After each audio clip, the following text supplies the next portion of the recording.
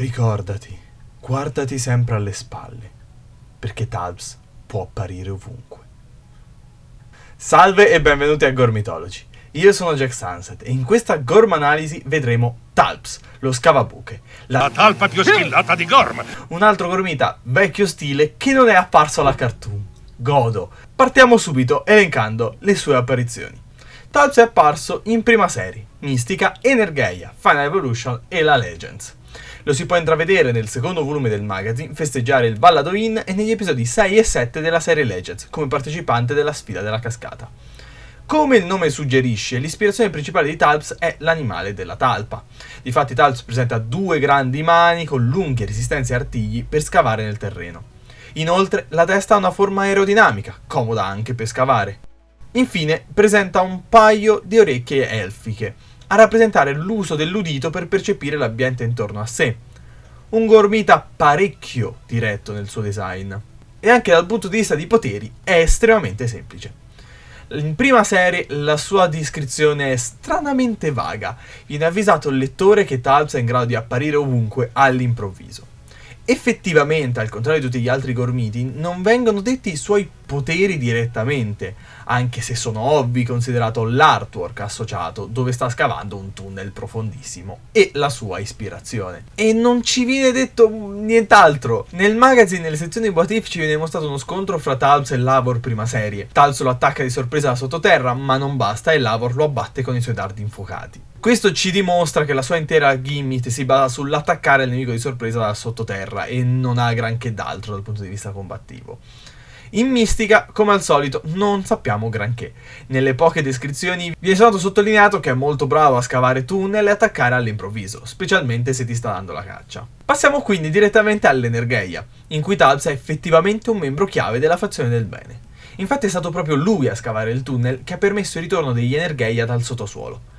Questa descrizione sottolinea ulteriormente che gli Energeia erano morti e sepolti, per poi essere stati risuscitati dal vecchio saggio. Essendo Energeia, quindi il suo corpo ora è potenziato, ingrandito e rinvigorito. Ci vengono presentate in varie descrizioni le sue strategie di attacco. Viene infatti detto che scaraventa i suoi nemici nelle buche, probabilmente per bloccarli là o perfino seppellirli vivi. Altra strategia è il solito attacco di sorpresa dal tunnel sotterraneo che crea. Sembra sempre più chiaro però che i tunnel e i cunicoli che crea non vengono creati in tempo reale, ma bensì preparati prima per questioni tempistiche. Poi vediamo meglio cosa intendo. Nonostante questa supposta lentezza, sicuramente come tempistiche rimane più veloce dell'animale a cui si ispira, dato che viene detto essere instancabile e che non sbaglia mai direzione, in più tipo 20 volte più grande minimo. Infine ci viene detto che le sue mani sono fatte del materiale stesso della terra. Roccia. Questo un po' mi preoccupa. Partiamo col dire che non viene specificato che tipo di roccia.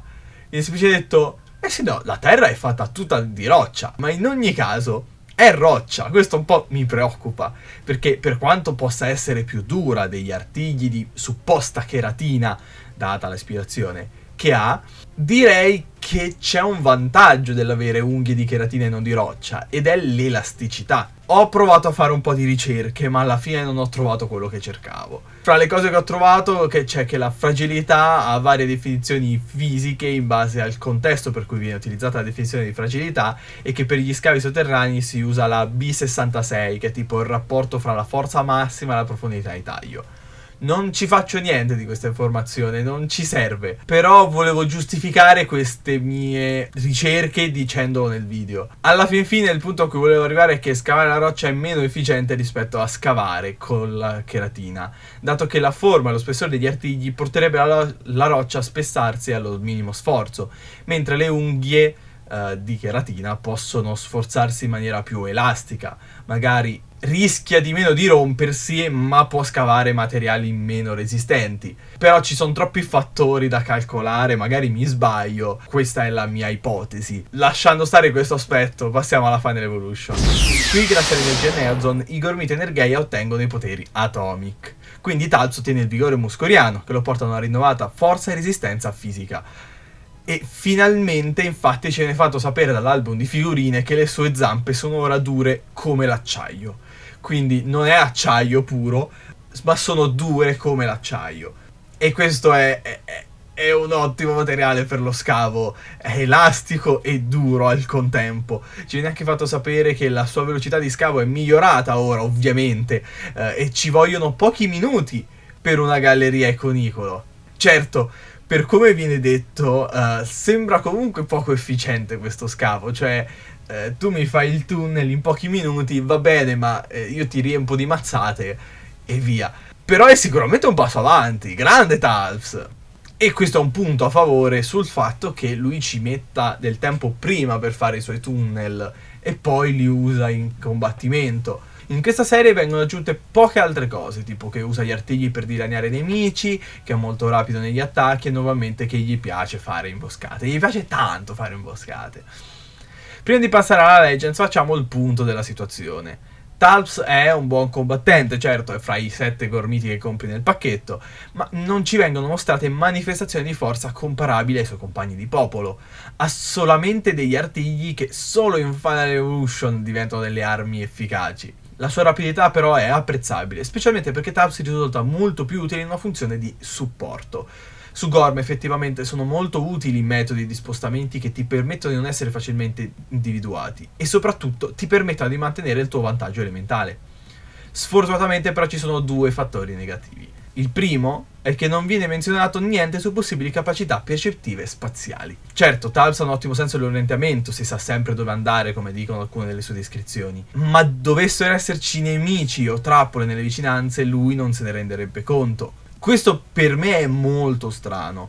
Ho sempre dato per scontato che fosse in una situazione simile a Furia Cieca, dove sì, ha una vista estremamente ridotta, se non completamente cieco, ma ha una percezione approfondita come per le talpe che utilizzano sensori sulle zampe, udito, olfatto per navigare nel terreno.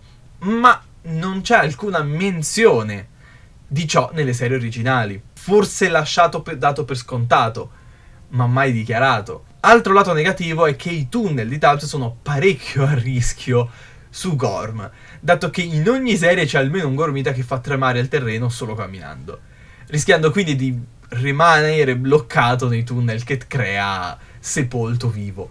Una cosa che non ho mai considerato in nessun altro gormita scavante, ma effettivamente è vero. Detto questo, passiamo alla Legends, dove Talps fa una migliore figura. Infatti nella sua prima apparizione Talps dimostra una potenza fuori dal comune, quasi al pari di un signore della natura. Nell'episodio 6 della Legends, Talps arriva davanti ai suoi sfidanti all'interno di una roccia fluttuante, probabilmente controllata da lui, che poi fa esplodere per uscirne. Questo dimostra un controllo del proprio elemento quasi alla pari dei signori, che fluttuano spinti da flussi dei loro elementi all'inizio della serie. A parte questo, qui Talps è effettivamente cieco, più che altro ipovedente, ma è dotato di un udito straordinario, detto essere il migliore dell'isola dato che sente anche a chilometri di distanza. Oltre a questo niente di che, se non che i suoi artigli sono affilati dalla roccia che scava. Non ci viene detto il materiale qua. Caratterialmente però ci viene aggiunto molto, cosa che la Legends fa meglio delle serie precedenti. È descritto come riservato al punto da vivere appartato sottoterra e che è un amico estremamente fedele e disposto ad aiutare i suoi compagni. Negli episodi lo vediamo comportarsi in maniera arrogante come tutti in quella serie, ma un po' di meno rispetto agli altri, è un pochino più reattivo, sembra più sicuro di sé, al contrario di molti altri che vanno sulla derisione per dimostrare la loro potenza. In più fa una cosa strana, cioè lui sente perfettamente, no? Arriva sul campo e parla con una statua. Capisco che la gag doveva essere che era cieco e quindi parla con la statua, però lui sente benissimo, cioè viene detto che sente a chilometri di distanza, poi capisce chi sta parlando con lui, ha sentito parlare mentre stava arrivando da dentro la roccia sicuramente Maio Fukato, Picchiatore e Vecchio Saggio, e il Vecchio Saggio aveva parlato pure dopo, eppure si è girato verso la statua. Forse ci ha fatto un po' apposta per farsi prendere in giro dal Picchiatore Maio Fukato. E questo è tutto per Talps. Devo essere sincero, mi aspettavo molto di più dalla talpa più skillata di Gorm. E invece effettivamente c'ha poca roba. Sono rimasto sorpreso perché ricordavo fosse nella cartoon, ma non è così. Dopo Talps Ora bisogna scegliere un altro popolo per finire la Legends, cioè il popolo della foresta con strapparami e Florus, oppure il popolo del mare con tenaglia e martello. Ditemi voi nei commenti che preferite, e poi una volta finiti questi qua possiamo... Tanto la seconda wave della Legends non credo esca, mi dispiace ragazzi, non nel breve termine, quindi in futuro, finita questa parte della Legends, speriamo un attimo, poi vediamo. Poi finiamo un popolo e finalmente potrò fare i Signori della Natura. Magmion sarà l'ultimo, ragazzi. L'ultimo. Ragazzi, avete visto la sua pagina della wiki? Che ormai c'ha più informazioni di quelle che posso fornire io. È terrificante. Io ho paura di fare Magmion. Io ho tanta paura di fare Magmion. Troppa paura di fare Magmion. Però prima o poi lo dovrò fare. Detto questo, vi ringrazio per aver visto il video, spero che vi sia piaciuto. Mi piacciono queste analisi brevi, anche perché è perfette per quando ho poco tempo. E ci vediamo alla prossima.